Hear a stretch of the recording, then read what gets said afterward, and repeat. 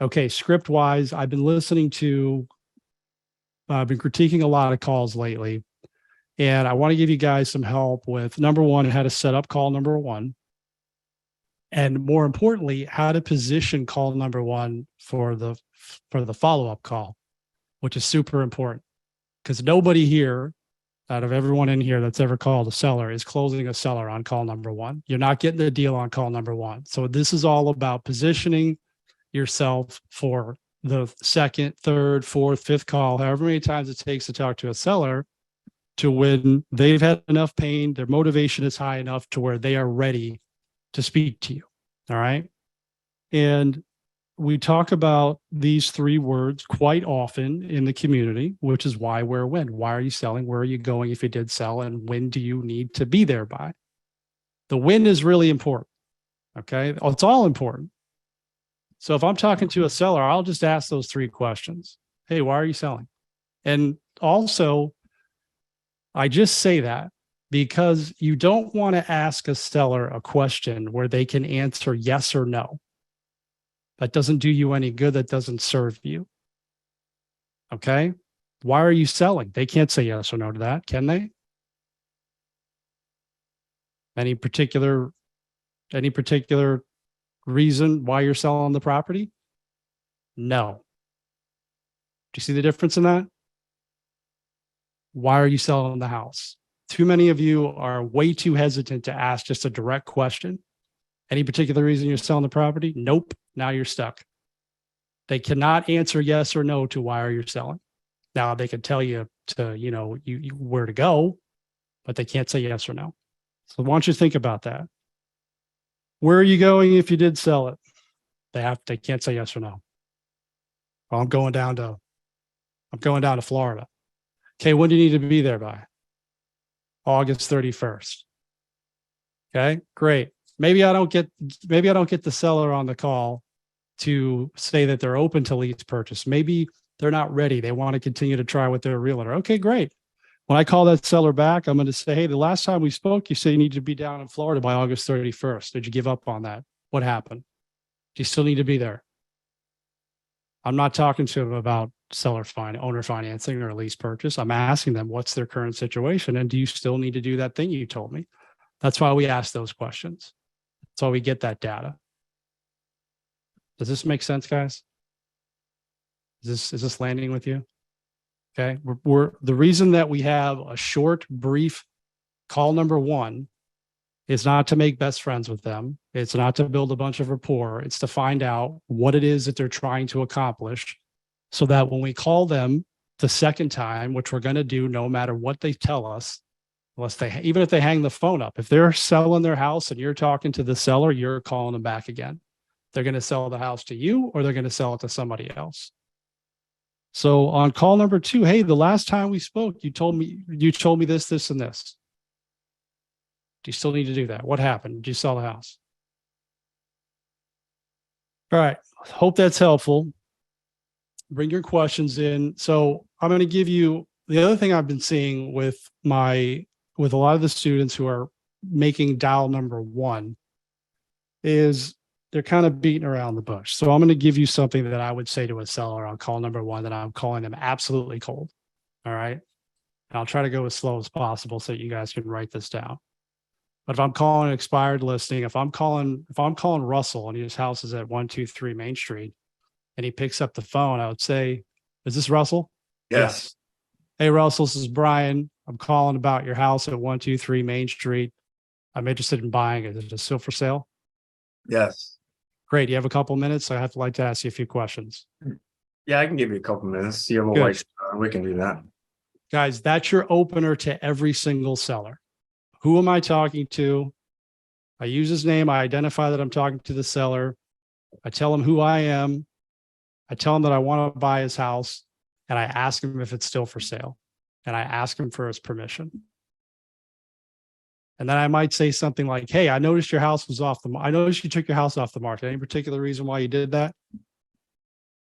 He can't say yes or no to that. I priced it too high. My realtor sucks. There you go. Okay, what's your next move? What are you going to do now, Russell? Oh, I'm gonna find another realtor and reduce the price so I can get it sold. Okay. If you did sell it, do you have somewhere that you're looking to go? Yeah, I'm tired of California taxes, so I'm moving to Texas. Did you buy a place yet? No, sir. When would you like to be in Texas? Yesterday. Okay. Russell, if we could agree upon a price and I could prevent you from having to lower the price and save your realtor commissions and help you move to Texas ASAP yesterday, would you be open to selling on a lease purchase or owner financing? I know owner financing. What is a lease purchase? I'm not familiar with that. Good question. It's simple. Okay. You and I will agree upon a price. Actually, what we're going to do is we're going to lock in your equity now up front. I'm going to take over all responsibilities associated with the property. I'm going to pay your mortgage direct to your bank. You can go be in Texas and not worry about this house at all. On or before the date that we agree upon today up front, it turns into a traditional sale. You get your equity due in the property and the balance of your loan gets paid off. How long do I have to wait for that? It's a good question. Let me ask you this. It varies. It really does.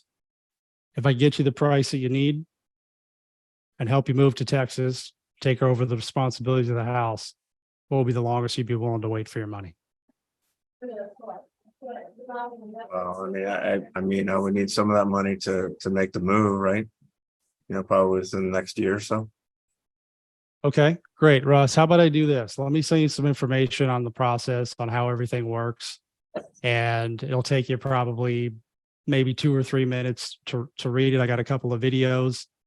And why don't you and I hop on a call and we'll talk further about what I sent you and we'll see if we can make it work for you. How's that sound? Fantastic. Good.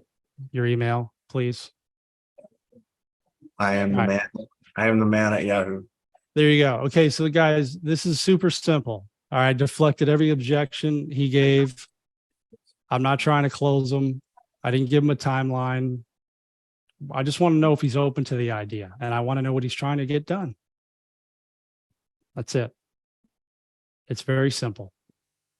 Every call can go like that. If you don't, so when Russell says, Kyle, you got a question, I'm going to stop talking to answer your question. Go ahead. Thank you, Russ, for doing that. Yep.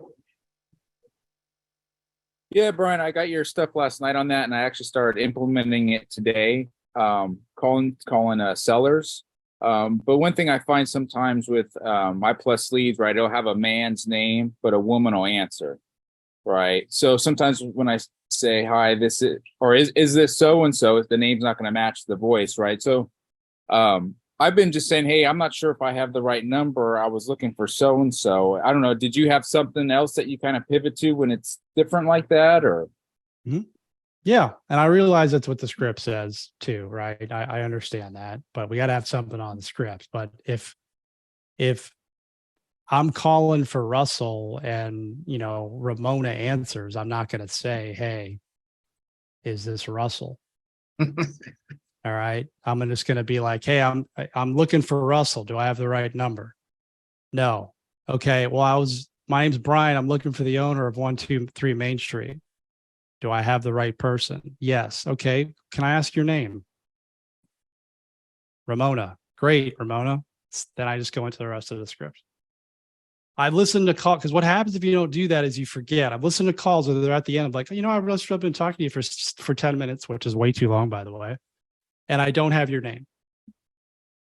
People love to hear their name. Corolla.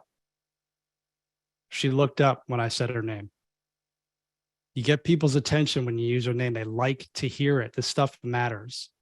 Use it like 4 or 5 times in a conversation. That's how you get people to like you. That's how you get people to trust you. It's by using their name. Not, hey, I got a dog too. Or I went to that college too. Or wearing a white shirt. Yeah, or wearing a white shirt. Hey, I'm wearing a white shirt today. Can I buy your house? Sorry. All right, Denise. So one of my favorite things, responses from a seller is, well, if this is what you do, why wouldn't you just buy my house? You must have heard that. So what's your response to that? I don't like banks. Yeah. You don't have to answer their question. I don't like banks, or a short answer, right? Yeah. I prefer to do it this way. Also, Mr. or Mrs. Seller, this is how I help sellers get the most for their house. The sellers that I buy from, they want full price. They don't want or need all their money right now. They're willing to wait for it. Is that you? Yeah.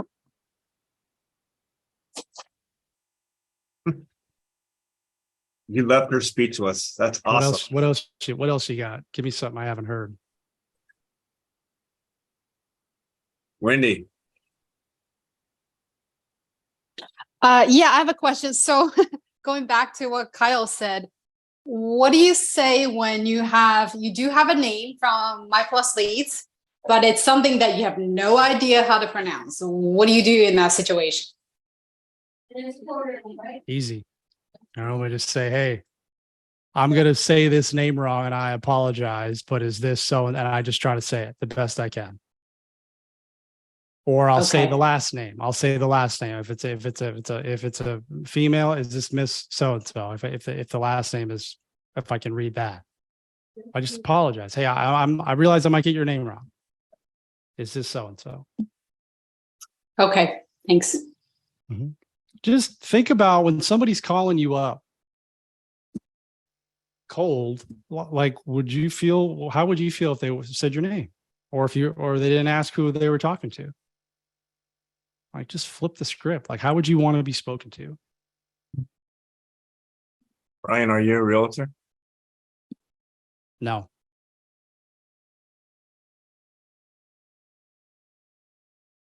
Full sentence. I answered your question, didn't I? Okay, this is good. Guys, you got anything else? The other thing I noticed too in the calls, and I want to give you guys this as well, is a lot of you will ask what I refer to as leading questions or multiple choice questions. Like, does the house need any repairs, or is it in pretty good shape? Are you going to put it back on the market, or are you going to rent it? Like, what are you doing? Just give them, why are you selling? Like, what are you going to do? You heard me ask Russell, what's your next move? What are you going to do next? Don't give them multiple choice. Just ask them point blank, blunt, what you want to know. Ryan, several times people have said to me, you don't sound like a buyer. Why are you asking me so many personal questions? These are personal questions. These are not, in other words, they don't have to do anything to do with the house.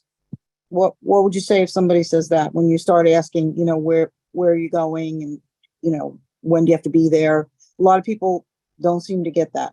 I'm just curious. Okay. That's it. Cool. It's not important. I'm just curious. Okay. Brian, two great questions in the chat. I mean, What happens if you default on paying my mortgage if I do seller financing? What if owner asks, what happens if you default on paying my mortgage if I do seller financing? I say, okay, great question.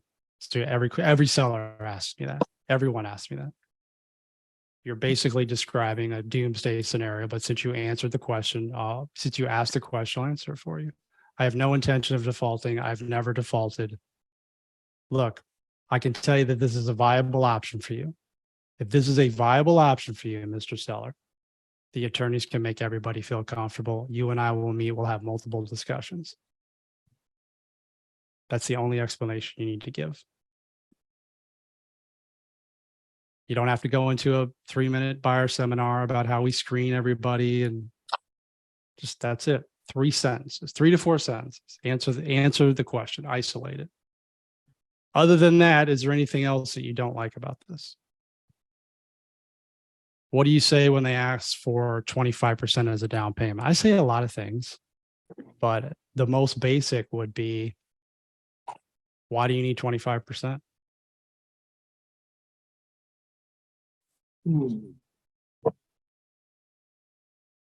My 11-year-old son's favorite question is why. That should be your favorite question.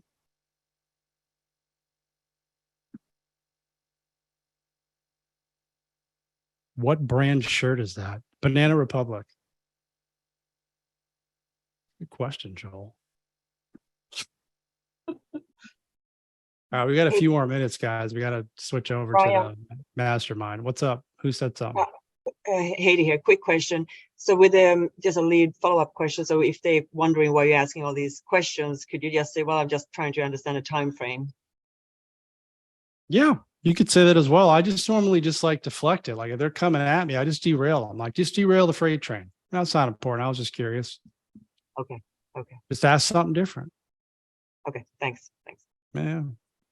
You know, you don't have to defend it. You don't have to get into a battle with them. I'm just trying to understand what you're trying to accomplish. I'm trying to understand what you're trying to get done.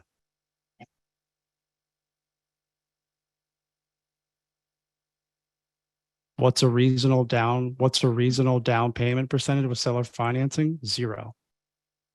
I think that's very reasonable. Good answer, Brian. It is. Yeah. Down payment's a fear question. That's all it is. They want skin in the game. They hear seller finance, they hear owner financing. They just automatically think, well, you need money down. Harry Hunter has a good, what it's a loan is called. Wait.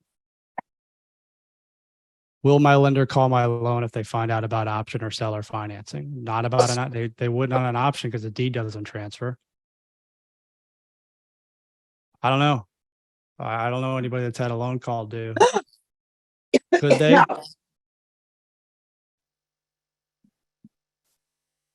Banks are in the business of collecting interest payments, not houses.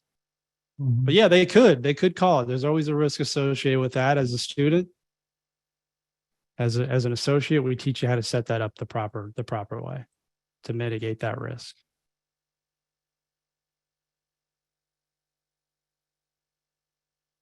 All right, one more, and we gotta roll out of here for the associate mastermind. Denise, my goodness, again. All right. Have you had Denise, enough of me yet? No way. One of the things I say, because I always get the question on well, you know, if the mortgage company calls a loan. First of all, so many people think it's illegal, and we know it's not illegal. So I specify that, but also, you know, I let them know that it's obviously that it hardly ever happens, but the other thing is that it's our problem, and that we have a million different ways to pivot if that were to happen. So Your word is perfect. Pivot. There's always pivots in real estate, right? It's not, you're not dead. There's going to be pivots throughout your entire deal. Like from the moment you talk to the seller, like all the way to the end, when you cash it out, you're going to have multiple pivots. So do not let, I swear every time we say sub 2, somebody inevitably, I'm not picking on you, man, talks about due on sale. Yeah. Without fail, every time. Quit worrying about stuff that doesn't happen. What does Chris say? Don't worry, the tornado hasn't hit yet. Worry about it when it happens. Otherwise, you won't do anything. You won't do any deal. And if it really bothers you that much, then don't do it. Don't do sub 2. Do a contract for D. There's always pivots. All right. You guys have been awesome. Make sure you get your ticket to QLS if you want to pop the link up again, Pete. This is all we do for 3 days is talk about this stuff. And Nick will be there. You need So will to Russell. be there. You do. need You need to be there. That's all we talk about. That's it. thanks, guys. How do we know if we already bought one? I can't remember if I bought one or not. Just email support. Yes. Okay. All right. Thank you so much, guys. You're welcome. Bye. Have a great night, everyone. See you.